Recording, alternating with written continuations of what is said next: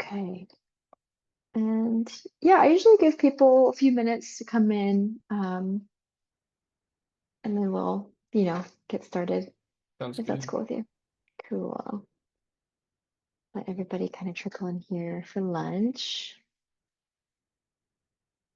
Has it been raining a lot in Kentucky? We've had a few days without last week. It rained earlier this week, but yeah, Okay, we've had way too much rain this year. It's well I over. know. I remember you saying that. Yeah, we've been getting a lot of rain this week, and it we get flash flooding here. Oh yeah. And yeah, you're down in Texas, right? Yeah, and this huge storm, it was like barely 20 minutes, came down and it was kind of like tornado conditions. Like the winds were like, gosh, I don't know how strong, at least like 20, 30 miles per hour, and trees, leaves flooding. Like it just was wild. Like I came home for a bit in my neighborhood, and it just looked like a tornado had like come through. It was so wild. Yeah, just rainy Yeah, we've been season. having a lot of tornadoes this year. We just had a bad one in eastern Kentucky that hit like over a week ago. So Wow. it's not been a good season for that. And we had flooding at the beginning of the year. So timely topic Yeah. though. We'll cover the flooding. Yes. Cool. Yeah, I feel like that'll be good. A good topic for water. Well, I think we have a good amount of people in the room, so I can go ahead and get us started. Thanks everybody for being here on your lunch break. This is our monthly series, Local Food Safety Collaborative Lunch and Learn, where we have an informal conversation about food safety, topics in food safety with experts in their fields, uh, advocates for food safety, growers, farmers, etc. And today we've got Dakota Moore with us, who is one of our project partners on the Local Food Safety Collaborative with Kentucky Horticultural Council. Um, and their purpose is to support the state horticultural industry in Kentucky and be a resource uh, of information for education and growers in the area. Um, it's Dakota is the grower outreach coordinator for KHC. He's got experience in greenhouse production, public garden management, and floral design, and he also provides technical assistance with Kentucky growers. His current work and past project work includes ag water safety testing education, crop assurance education, and cut flower production and marketing. So we're really excited to have you today, Dakota. Um, and today's topic, I was thinking it'd be nice to discuss kind of just the landscape of ag water because we've been seeing some shifting FSMA requirements, new conversations about risks and mitigations. And after hearing just some of the things that have been going on in Kentucky, I felt like you guys would be a great resource to kind of share some ideas about this kind of shift we're seeing. So I will stop there. And if there's anything I missed, please let me know. But thank you for being here, Dakota. Thank you for sharing with us, and I'll let you take it away. Yeah, thanks, Haley, for having us. I appreciate the opportunity to talk about ag water safety and the risks involved, um, especially like you said, given some things that have been going on with the rules and requirements, and also some natural events that have been happening. Yeah, So welcome everybody. Uh, can you see my screen? Am I good to go? it looks good on my end. Make sure Perfect. that the chat is good. Also, if anybody watching, if you have questions during this, there is a Q&A option, and we can field those questions after Dakota's done. You can also use the chat, and I will respond as necessary. So just a little housekeeping. Go ahead, Dakota.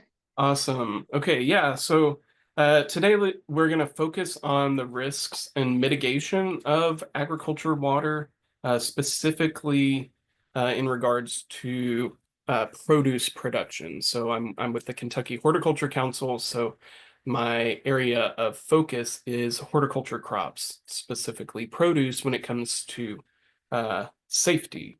Before we get into the changing FSMA requirements and some mitigation methods to reduce risk, we have to quickly go over what ag water is and what the risks are and what we're looking out for.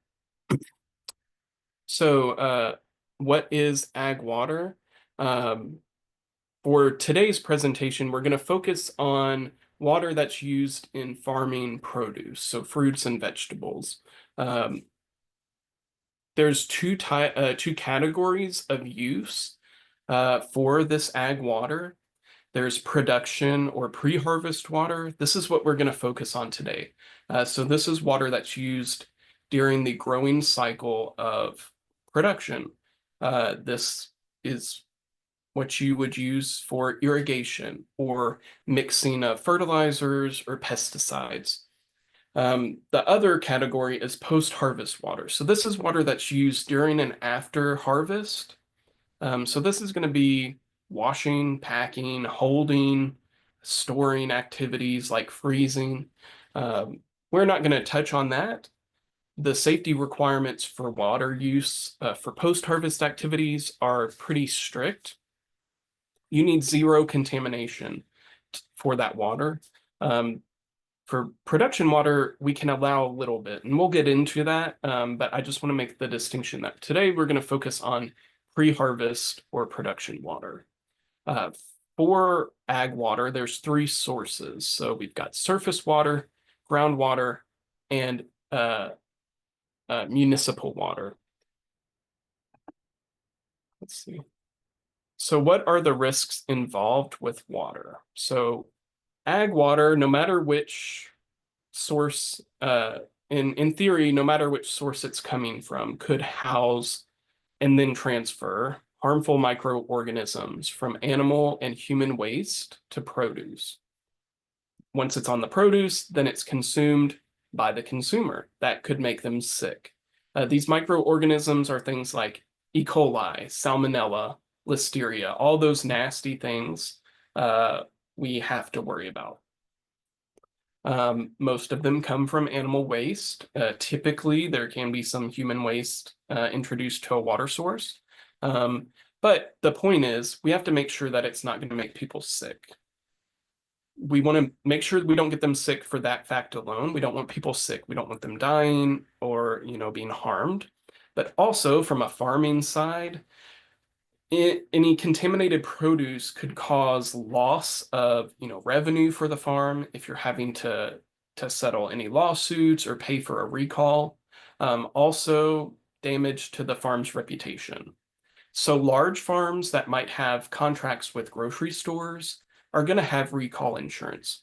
The recall insurance is there in place if they have to call or if they have to recall produce because it's made several people sick.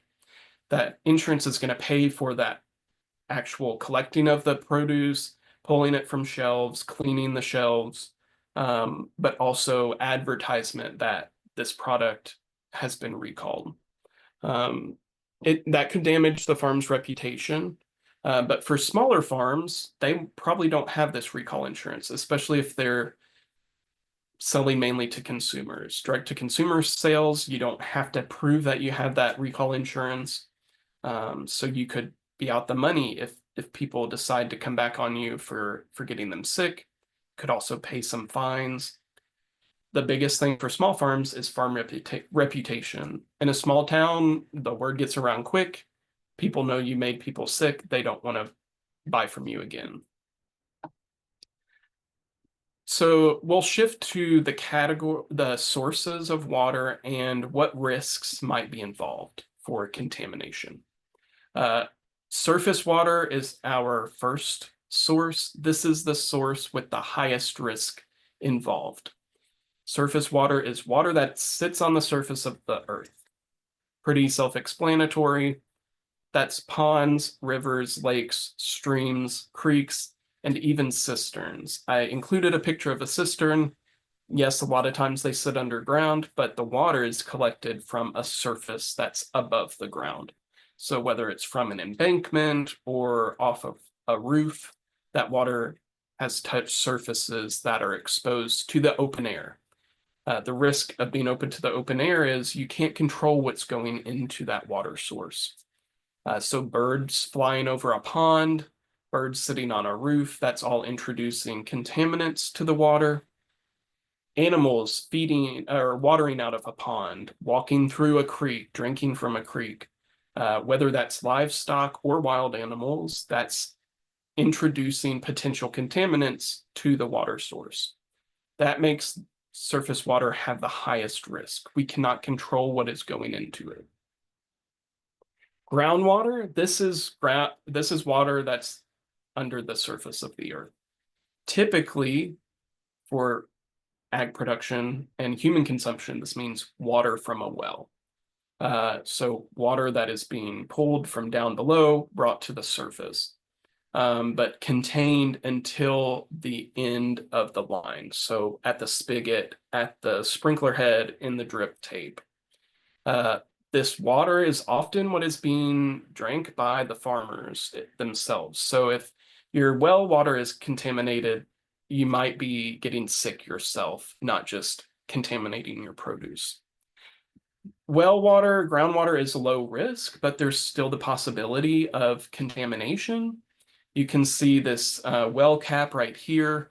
This is a picture of a new one, but these can last 50 years. So an older well might have cracks in this cap, cracks in the casing or the well housing that could introduce contamination, especially if this well cap sits on maybe a lower elevated area with some runoff from maybe a livestock farm down that pools around your well. If there's cracks, that water is now contaminated. Municipal water is our last water source. This is water that's treated by a water treatment facility. Hopefully, this has zero risk of contamination because a lot of people are usually drinking this water. So this could be water that comes from your city, county, water district, wherever it comes from. It's probably being treated at a water treatment facility. We hope this has zero risk, but there's instances where contaminants could be introduced. If you've ever received warning about a boil order, that means somewhere along the line, maybe the water main was broken, some pipes were hit by a digger, something like that has introduced created the possibility to introduce contaminants. Typically, that's not a long-term issue. But you can't boil the water that you're irrigating crops with. So you just have to work around ways to reduce your risk while you're under that boil order. So what increases the risk? A lot of these we've already covered. This is going to be things like, is the water source accessible to animals? So do they have access to get in the water, drink from the water, fly over the water? Runoff from areas that contain livestock. So maybe your farm doesn't have livestock, but your neighbor who lives at a higher elevation has livestock. That water, when it rains, it's going to pass through that contaminant and it down onto your property and potentially fill your pond. Water from that runs off from roofs as well is going to increase your risk. Cracked well casing, we covered that one. Irrigation water spraying onto the plants and produce. This one is not water source specific. This could happen no matter which water source you have. If there's contamination in the water and you are overhead watering your plants, you are putting the contaminated water onto the produce. There's easy ways to mitigate that we'll cover later on, but it does increase your risk.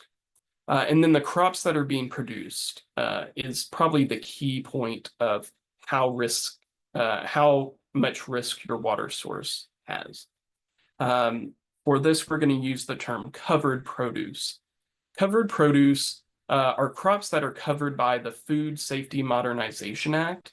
I'm going to call it from here on out FSMA because it's a mouthful. That word modernization is a mouthful in itself. So crops that are covered under the FSMA water rule are called covered produce. You may hear these referred to as RACs, which are raw agricultural commodities. It's the same thing. So these are crops that the FDA has determined are often consumed raw. So these are crops that a lot of times are eaten without being cooked. These are a lot of your fruits. Any veggie you might find on a veggie tray is going to be under this. So carrots, broccoli, corn, not carrots, sometimes corn. Um, Anything that you're going to put on a sandwich is going to be under this. Um, these have the highest risk for transmitting harmful microorganisms to consumers because we're not cooking it. We're taking it from the plant.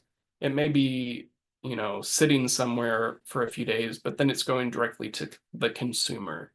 Um, so these things that fall under this labeling of covered are the things that we have to make sure our water is not transmitting these harmful microorganisms to. Crops that are considered not covered are going to have low risk. So we're not too worried about the water quality for these crops because these are rarely consumed raw. These are things that the majority of people are going to cook before they eat. So think about potatoes, think about beans and peas, and some of your nuts, not all your nuts, but some of them.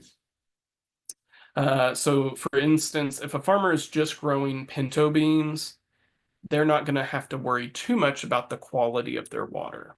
Um, those beans are probably going to be either dried or they're going to be shelled, sold as fresh, but also cooked.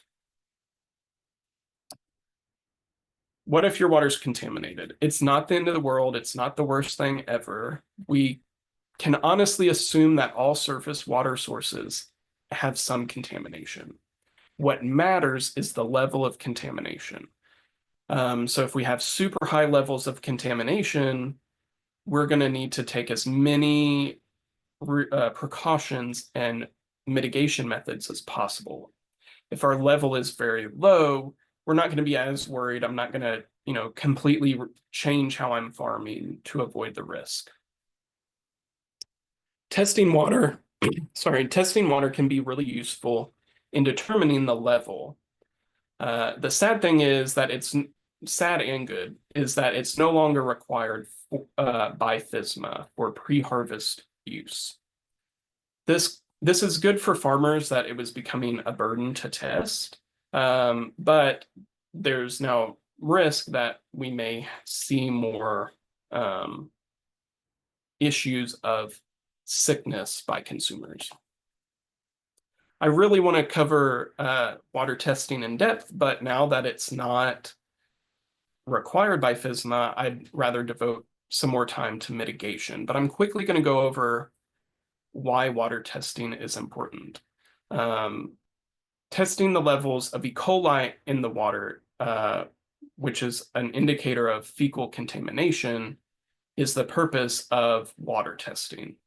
So if we can determine the level of E. coli, we know, okay, there is E. coli in this, so there's fecal contamination. So we can assume we've got other harmful microorganisms as well, instead of having to test for all of those, the presence of all of those, we're just looking at E. coli.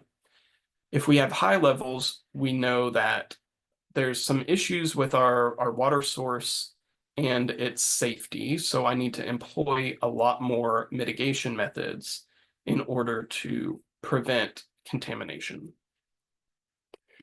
Although it's not required by FSMA, some GAP certifications and some other certifications, maybe even organic certifications, may require testing.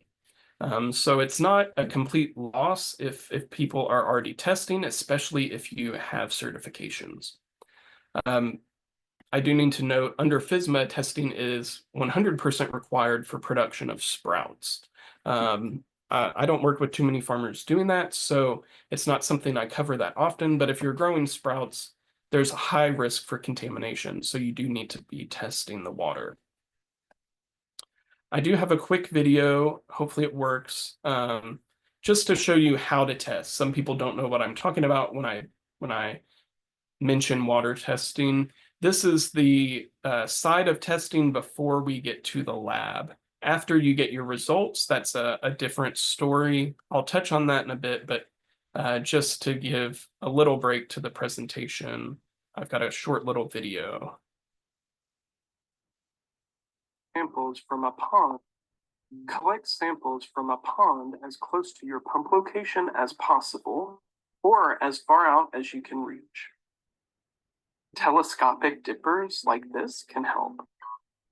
Avoid areas of the pond with debris or algae on the surface. Use a sterile 100 milliliter sample bottle. Remove the seal and then fill the bottle a little over the 100 milliliter line to ensure you have a large enough sample. Avoid touching the rim or inside of the bottle. All that's left is to deliver your sample to a lab within 6 hours of collection. Okay, I think that worked for everybody. Let's jumped ahead. Yes, it So came through just fine, Dakota. perfect. So if you have more questions about testing or you want to know how to, we have several resources that we've put together through work on this grant. In the past, our work on this had been around testing for farmers, teaching them how to test, paying for the tests, giving them water testing kits. But now that the requirement has gone away, we're shifting more towards educating on mitigation and how to understand what risks might be involved. Luckily, we had already been working with farmers on this before the changes. And when we would visit farms to test, we would go through the risks associated with their specific water sources. So I don't think all of our work has been in vain. We've been able to educate while testing, but the testing requirement has now gone away.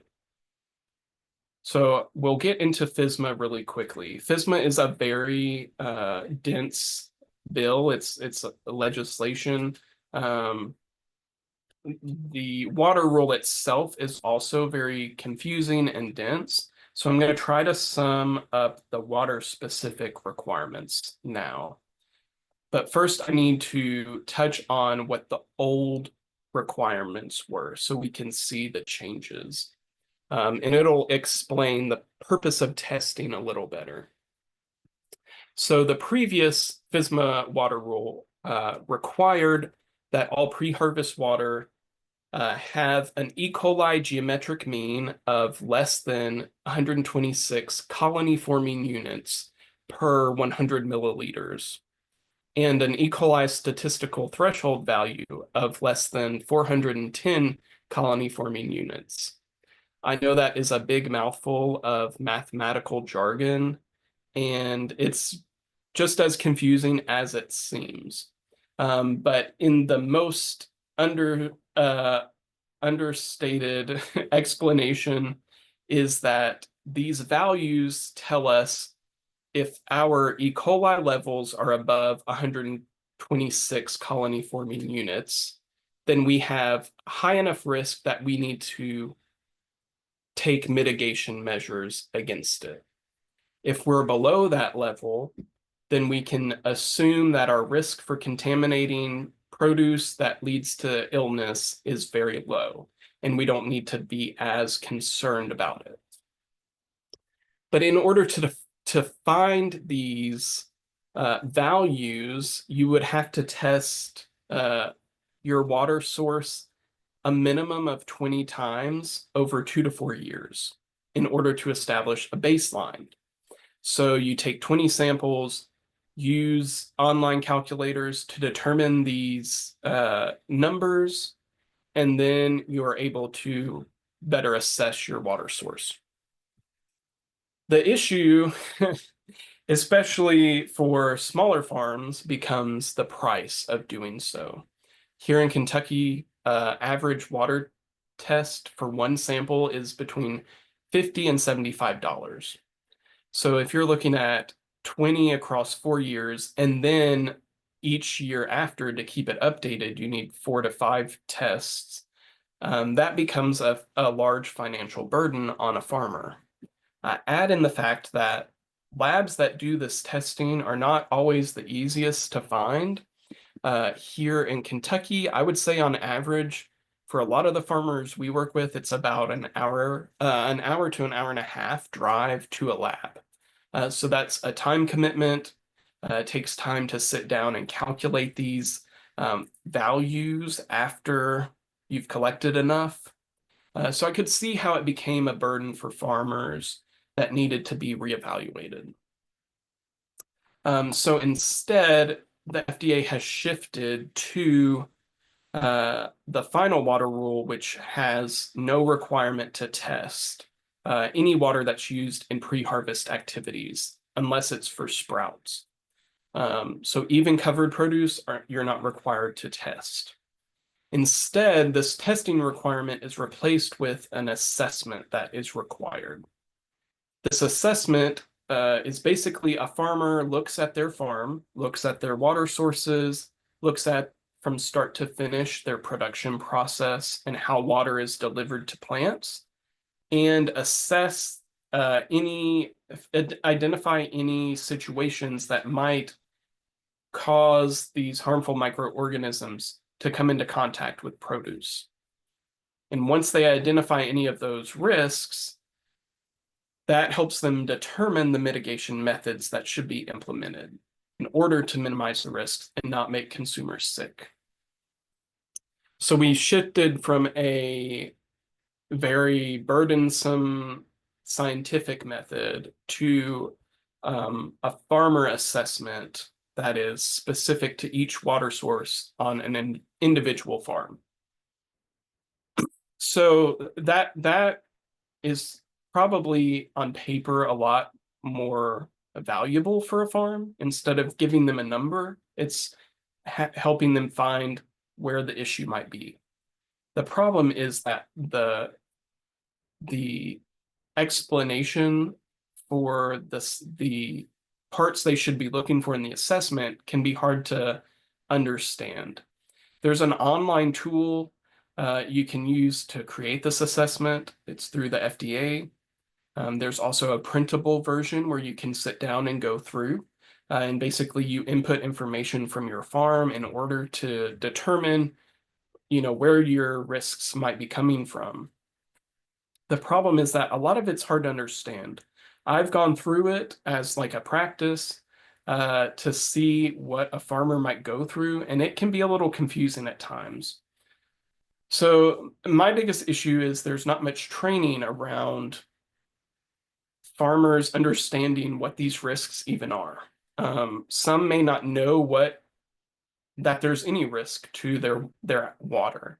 And some may choose to ignore some of that if it's not top priority for them. So I don't think it will become as widespread ignored as you might fear. I think some farms will take it seriously, but I can see where some may choose, to put it on the back burner. They have given a very simple flow chart for how this assessment works. You look at specific parts of your growing process, and then at various points you determine, is this safe, or do I need to look at corrective measures? There's several articles they've put out with information. I've got a printed out stack of about half of them. You can see it's pretty dense material to go through. So I think any ag service providers that work with growers should take some time to review these materials so they can help farmers better understand this new assessment and these new rules. There are some new compliance dates. I wanted to highlight this only because it explains which farms fall under this new water rule. So large farms, these are farms that have an average annual monetary value of produce sold. It's an average of 3 years. That is over $500,000. So these are large farms, a lot of times with contracts with grocery stores. they were already doing testing requirement before the rule change. So a lot of them know what they're doing and are being as safe as possible. Same thing with the small farms. So small farms are a quarter to $500,000 in that monetary value. They had been doing the testing requirement for a year. Um, the very small farms, the rule change came right around when the old rule came to effect for them. So some of them may not have been testing. But what I want to highlight is that the very small farms is categorized as $25,000 to a quarter million. So that leaves out a lot of farms that we work with. A lot of the farms we work with are under that $25,000, especially in their early stages. So the FDA has considered them as not being of risk enough to consumers to warrant going through all this process. But I still think it's important that those smaller farms are aware of the ways that their water could be making people potentially ill. So we work with those farmers, help them start to understand produce safety at the beginning of their farming career, so they can implement those changes early on to prevent any sort of issue. Quickly, we'll get into the ways to reduce your risks. So these are probably the best ways that farmers, without even going through the assessment, could work to prevent contaminating their water sources or their produce from their water sources. This is probably the easiest one. So redesigning your irrigation setup. I mentioned before, overhead watering is very risky. It's going to put that water directly onto the produce. One way to avoid that is using drip irrigation. So this is irrigation tubing that sits on the surface of the soil, and water is put directly in the root zone where it needs to be. You can have leafy greens that will lay on the soil. Those could come in contact with the water, especially if they lay on the drip tape. Things like zucchini, squash, cucumbers, melons, those sit on the soil. They could come into contact with that water as well. So one way to avoid that is to cover the drip tape and the soil with a plastic mulch. You can see in this photo here, this is zucchini that's it's got drip tape underneath that plastic. So the water is being held underneath that. That can be useful in preventing leaves and produce from touching the soil, but it also, if you get any nicks or cuts in your drip tape, that might cause spray that's going to contain that. The last thing we want is spending money on drip irrigation, then getting a lot of holes in it that defeat purpose and spray our produce with water. The added bonus to this, which can be costly to purchase drip tape and the plastic mulch, the plus side is that this is going to reduce your water usage. So if you're concerned with conservation and sustainable farming practices, using this, and especially maybe a plastic mulch that is reusable, this is going to reduce your overall water usage. It's going to contain the moisture in the soil, going to prevent as much soil evaporation as possible. It also may reduce the amount of fertilizer you use if you're applying it directly to the roots. Another way you can reduce your risk is redirecting the runoff. So this would be maybe building a berm to redirect water or digging ditches to redirect water. Say your pond is at the bottom of a hill that has livestock on one area. Maybe you use a berm or a ditch to redirect that water away from your pond, while still allowing other rainwater to enter your pond. You can also redirect the water from pooling around your well housing. Sometimes as wells settle, you may see water start to pool around that casing. Maybe rebuilding around that and creating ditches around that, further out will redirect that water from pooling. Excluding animals, I know this can be difficult at times, but building fences to keep out wild animals, that will reduce the amount of contamination entering, especially if you find that you have high levels of contamination despite not being anywhere near livestock. You can also employ methods that deter birds from perching on roofs.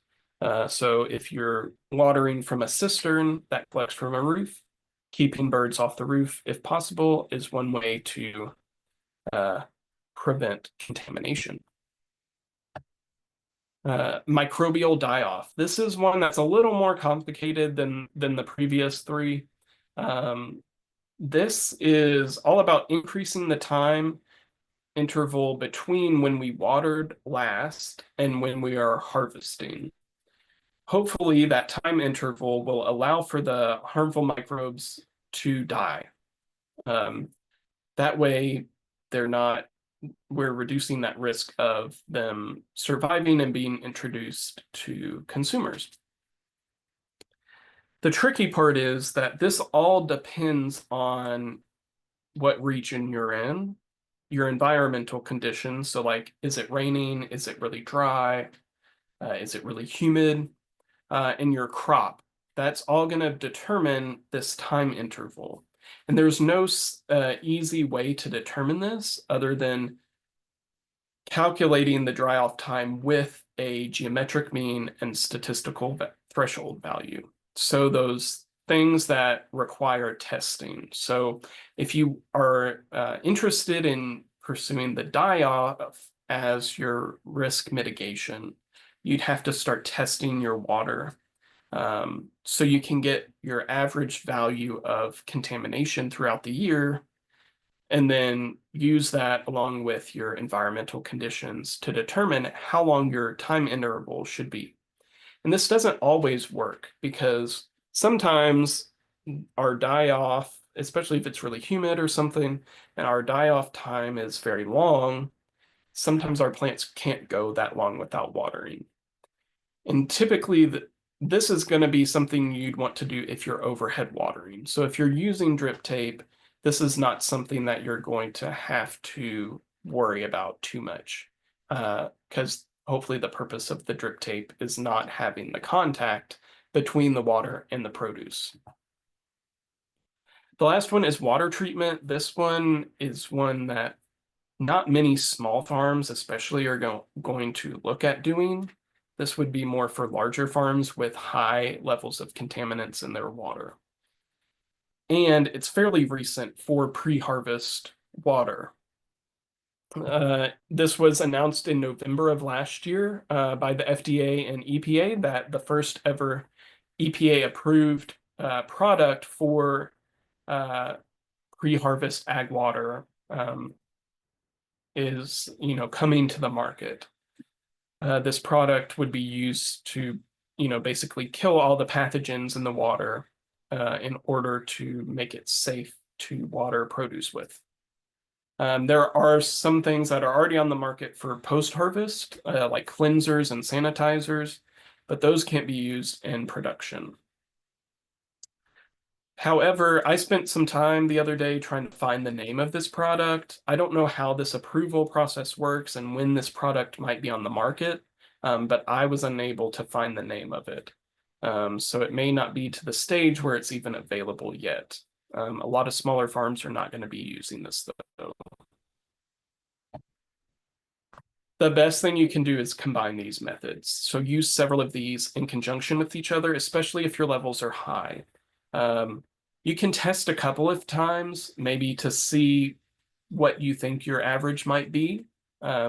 Instead of spending, so much money to test 20 times, if you want to get like a very isolated picture of your water quality, then you could have a better attempt at using several of these. But it wouldn't be too hard to employ the drip tape, the coverage of the plastic, as well as the berms or ditches. Employing that together would solve a lot of your risk. So finally, I want to touch on flooding events and how that relates to produce safety. Here in Kentucky, we've had some major flooding over the past few years, several instances that have affected farms where we work with. So I don't have, it's hard to give answers of specific what to do. It's going to be dependent on what your farm looks like and how bad the flooding was, but I'm going to try to cover it as best as I can. So a flood can introduce contaminants to fields and water sources that maybe haven't been introduced before. So when flooding happens, that water's coming from everywhere. If you're near a city, that water may be coming from the sewage system, some of that may be introduced. If you're near factories and they get flooded, you may be introducing chemicals to the water. Livestock farms will, if they get flooded, all of that will be introduced into that flood water. So it's hard to know where this is going to come from because a lot of times where things flood and where the flood comes from is not predictable. But the things we really want to watch out for with produce is those harmful microorganisms and chemicals, especially heavy metals. So if your farm gets flooded, what do you do about the produce? So any produce that comes into contact with or could have come into contact with, that's like splashing, with the floodwaters needs to be discarded. I know that's pretty hard to fathom discarding all of your crop, but a lot of times that's what needs to be done, especially if there's produce on the vine. This includes root vegetables. So even though they're underground and you may not think that it would affect them too much, but it's going to. The key is when you're in doubt, discard. I saw several resources that recommend uh, in your field putting flags at the flood line. So walking your field where the flood came up to, putting flags to mark that. And then from those flags, walking out 30 feet and doing another line of flags. The area between the two flags is the splash zone. So you can assume some water from the floodwaters splashed into that area. And then what's recommended is discarding anything from that splash zone and flood zone. Even more devastating, it's recommended that plants be pulled from the field, especially your annual crops.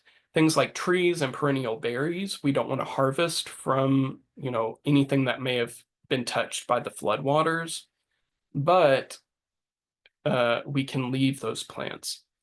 Annual plants, depending on the time of the year, they may not have time to produce another harvest that within the year or after we should be allowed to pick from them. If you leave plants in the field, you want to give them a couple months before you harvest from them again. Um, that may be hard to stomach for a lot of people, but I would recommend evaluating some soil tests to determine what might be in the soil first. So if it's early in the year, you may have time to replant produce. Replanting time depends on the situation, though. So there's no set in stone rules by the FDA that you have to follow. After a flood, you have to wait X number of days. No, this is all recommended based on, um, you know, soil tests, water tests, and tissue tests from people that are a lot smarter than me. They recommend 60 days if you're doing root crops or leafy greens, crops that might come in contact with the soil. So zucchini, melons, things like that. Or if the waters could have contained heavy metals or contaminants. Examples would be like if there's a livestock farm upstream, you can be pretty sure if they were affected by flood and it drained to you, then you've got a high level of contamination. If there's a factory nearby that got flooded and you're downstream from that, you could assume you may have some chemicals in your soil.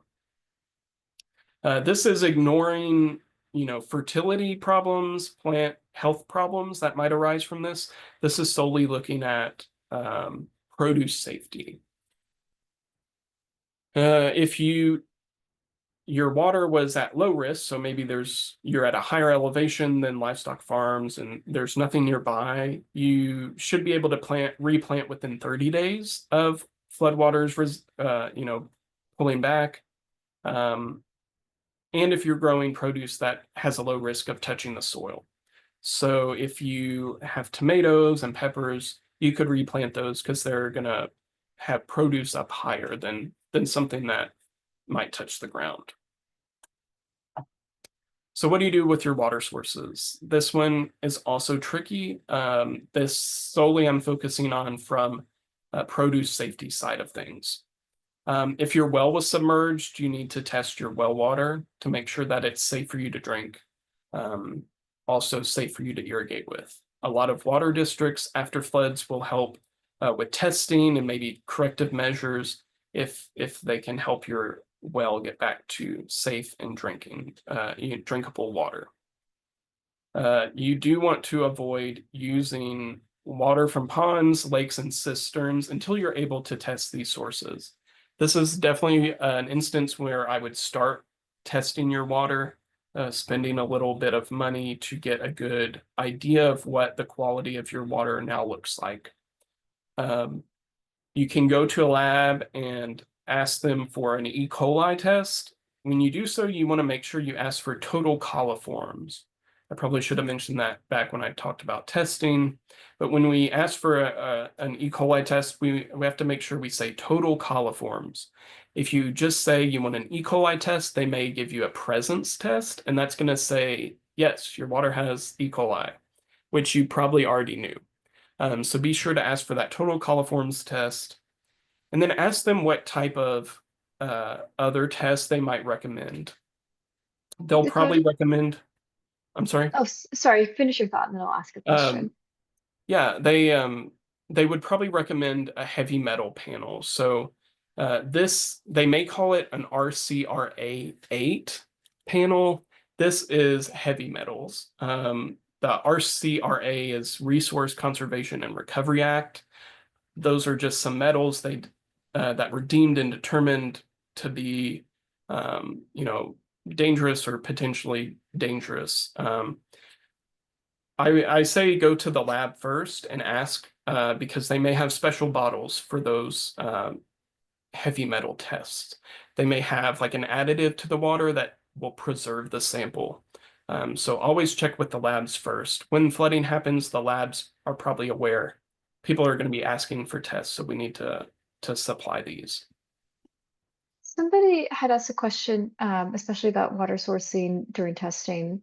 Does algae or standing pond water in direct sunlight affect ag water contamination? Um, Probably not with maybe E. coli, but we're going to want to avoid testing water in an area that has a lot of algae because it can throw off the testing. Okay, We want to be free of any particulates in our water. It doesn't have to be crystal clear when we take the sample, but we want to make sure there's no debris or algae in the gotcha. sample itself. Gotcha. Cool. Thanks for answering that. Yeah, you can irrigate with water that has algae from a produce safety side of things. I just don't know. It may affect, fertility or Yeah, pathogens that would harm the plant. cool. But Thank you. I think that's it for me, actually. If you scan this code, you can go to our website with a lot more resources about testing, resources on how to test, um, uh, water testing SOP, so you know what you're going to do from start to finish. If you're in Kentucky, you can find a list of labs that will do water testing. We've got a map linked there for you to look at. Cool. Thank you so much, Dakota. That was so excellent. And I really appreciate you going into really fine detail just about the testing process, what that looks like in your state, some of the things you see in the field. And yeah, we're just really grateful for you to have to share that knowledge with us, especially just navigating a lot of changes right now with the water rule and getting people to kind of understand how that's relevant to their farm. I think this will be a really helpful tool and, hope that we can spread this with people who might need it. Yeah, yeah, I'm glad to help anytime. If people have questions, please reach out. I can put my email in the chat, I think.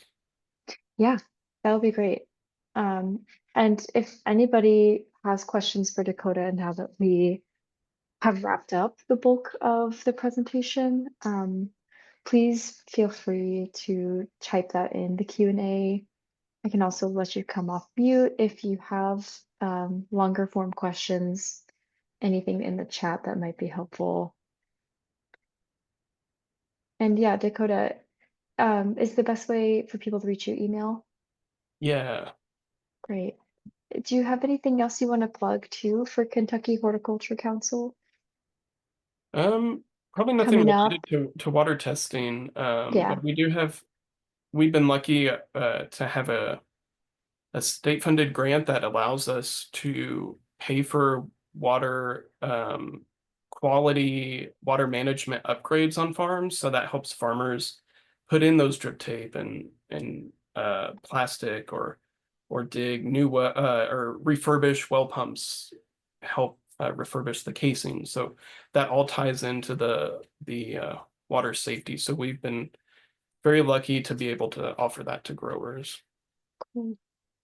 And have you seen, maybe just a question before we finish wrapping up, in some of the testing you've seen and the way the new water rule is rolling out, do you see any common questions coming up from growers or areas where there's a lot of confusion or just areas where maybe we can like bolster support for education? Yeah, a lot of farmers don't know that there was a rule change unless they have completed like a PSA training within the last few Mm, months. wow. I don't think the new information was included in PSA trainings before this year.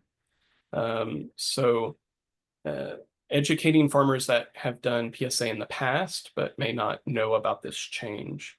Um, Yeah, if they were doing the testing already, they may continue to test just because it helps uh, bypass a lot of that assessment. But right. if they are tired of paying for testing, they live far. I've delivered samples.